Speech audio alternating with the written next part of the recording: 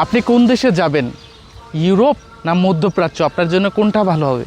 আপনারা জানেন একটা সঠিক ডিসিশন মানুষকে সাফল্যের দোরগোড়ায় নিয়ে পৌঁছে দেয়, আর একটা ভুল ডিসিশন, একটা ভুল সিদ্ধান্ত আপনার জীবনে ধ্বংস ডেকে আনতে পারে, যা আপনার একটা পুরো জীবনকে বরবাদ করে দিবে।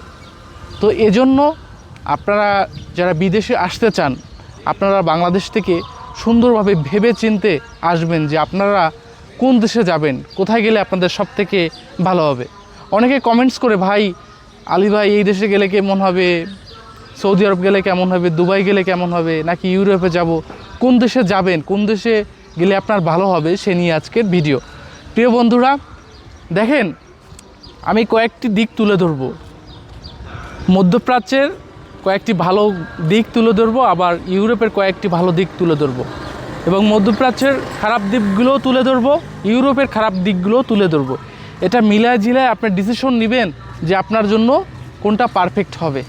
তবে হ্যাঁ, এখানে টাকা পয়সার কিছু বিষয় আছে, আপনি চাইলেই ইউরোপে যাইতে পারবেন না, কিন্তু আমাদের মতো কিছু ইউটিউবার আছে আপনাকে রাতারাতি ইউরোপে পাঠিয়ে দিবে বলে, এই যে মনে করেন যে বুলগেরিয়ার ভিসা হচ্ছে, পর্তুগালের ভিসা হচ্ছে, ইতালির ভিসা হচ্ছে, জার্মানি খুব যাচ্ছে, অস্ট্রেলিয়ায় হচ্ছে, ঠিক আছে। কিন্তু বাস্তবে আপনি যখন যাইতে যাবেন না, যখন কোনো এজেন্সি অথবা কারো মাধ্যমে যাবেন, টাকা তো দিবেন, মাসের পর মাস ঘুরবেন, এরপরে আপনি পাসপোর্টও পাইতে পারেন, নাও পাইতে পারেন, টাকার কথা তো বাদ। তো এজন্য এদিকটাও আপনারা সাবধান থাকবেন। ইউরোপটা হচ্ছে ভাই কিন্তু একটা জুয়া বলতে পারেন, এক ধরনের জুয়া, এটা খুব মারাত্মক লেভেলের নেশা। তো সব কিছু মিলায় জিলায় এখন আমি পয়েন্টে আসেন কথা বলি, সেটা হচ্ছে সৌদি আরব হচ্ছে ভাই আরব দেশ, সৌদি আরব, কাতার, দুবাই, ওমান, এই সমস্ত দেশে কাজের ক্যাটাগরিও কিন্তু একই রকম সেম, বেশিরভাগই হচ্ছে কনস্ট্রাকশান, আর হচ্ছে ওই যে পরিচ্ছন্নতা কর্মী, আর টুকটাক মনে করেন ওই যে মাজরা টাজরা আছে এইগুলো, অর্থাৎ হার্ড কাজগুলোই মধ্যপ্রাচ্যে বাঙালিরা যে কাজগুলো পায় এবং করে থাকে এগুলো হার্ড কাজ, কিন্তু মধ্যপ্রাচ্যে বেতনও খুবই কম, 30-40 হাজার টাকা, সর্বোচ্চ 50-60 হাজার টাকা, তাও সবাই পায় না কিন্তু।